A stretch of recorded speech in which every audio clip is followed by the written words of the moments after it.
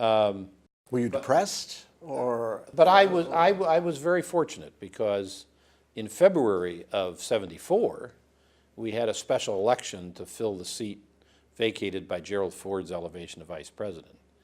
And without much help from the state party, although we gave him whatever help we could, a Democrat by the name of Vander Veen beat the Republican. Dick Vander Veen beat the Republican named Vander Laan, who was the majority leader in the state Senate and who I served with, going away, favorite to win.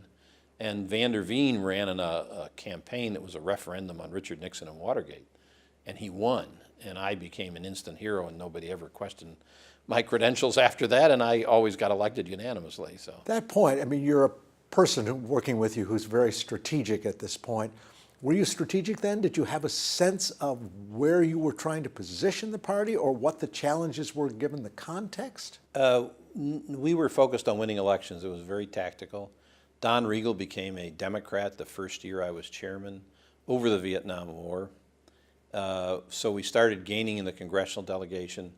We had 2 special elections. We also elected later that year Bob Traxler in a repeat of the Grand Rapids election, really. It was the last time Richard Nixon ever campaigned, and we eliminated his political support with his inability to carry the Republican in that 8th district around the Thumb and Lansing and in Saginaw and Bay City. And so we were into nuts and bolts. We were into figuring out the technology. Regal helped with that and what he knew from his Republican days. We were into organizing precinct by precinct and understanding how to do that.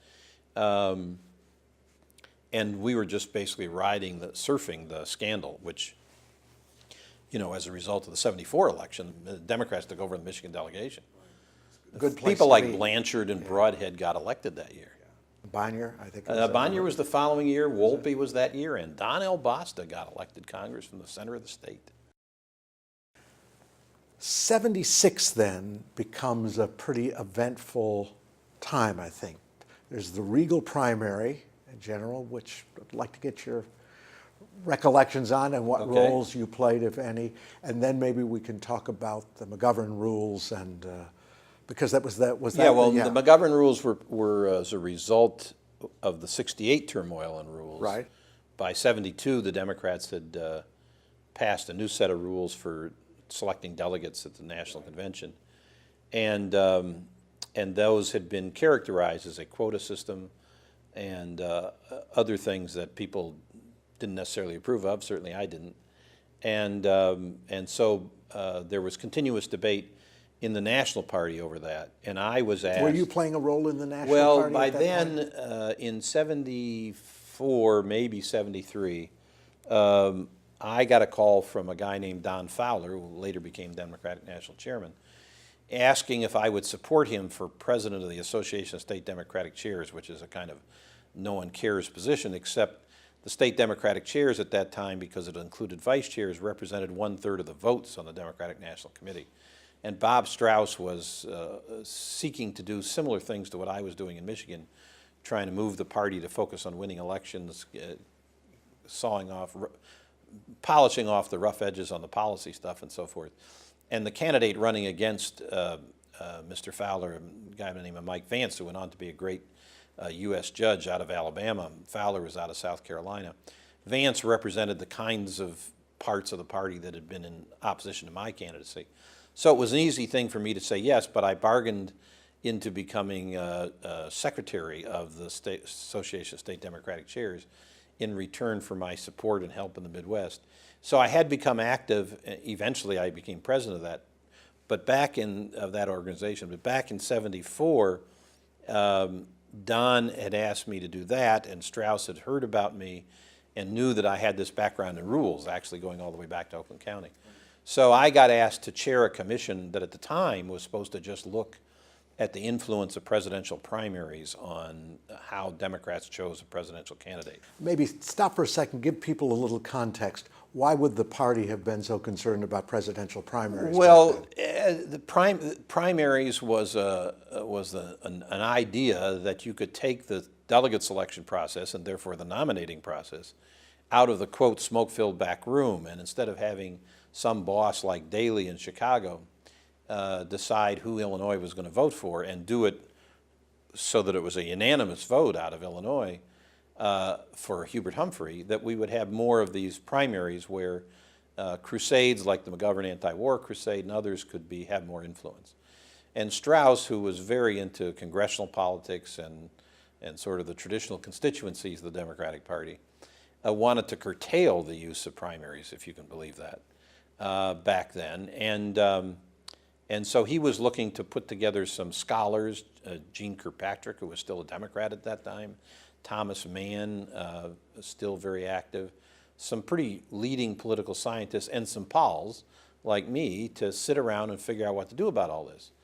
And that's how the commission innocently started, but it soon got wrapped up in actually defining the rules for selecting delegates. My focus was actually not to do anything about primaries.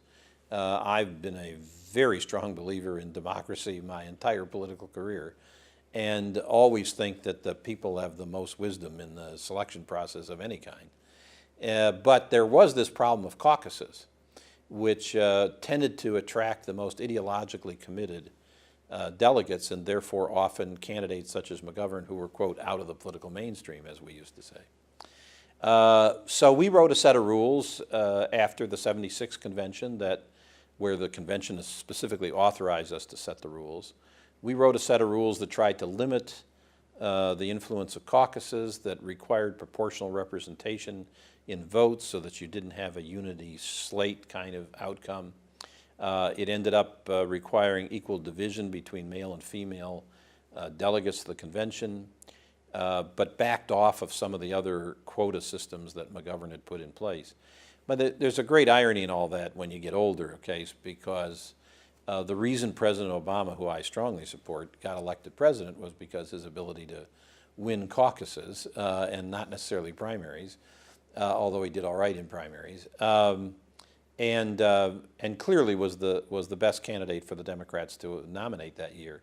So even though those rules have gone through many iterations since, the actual framework of the National Party rules, the actual numerical order, was established by that commission, as well as some of the things like making sure it was done by Democrats and not Republicans, the selection process.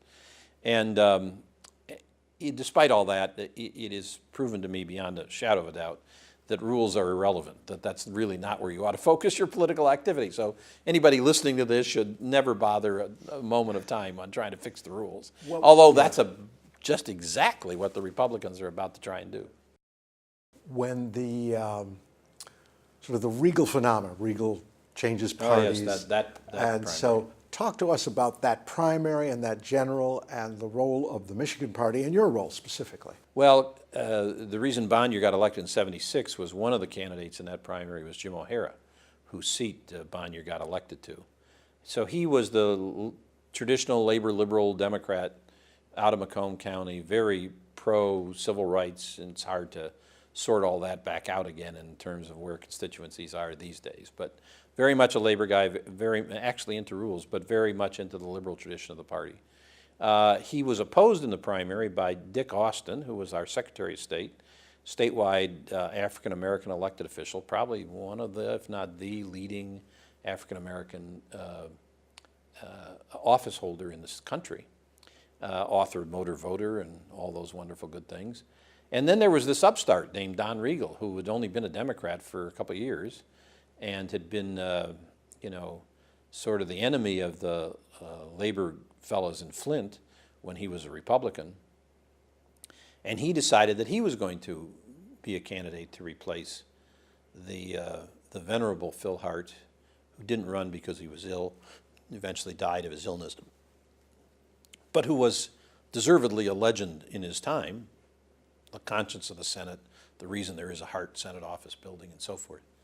And so the party generally thought Regal just needed to wait his turn, and besides which we didn't really trust him as a turncoat kind of guy, always been a maverick in his career. And people sort of sorted themselves out between Austin and O'Hara.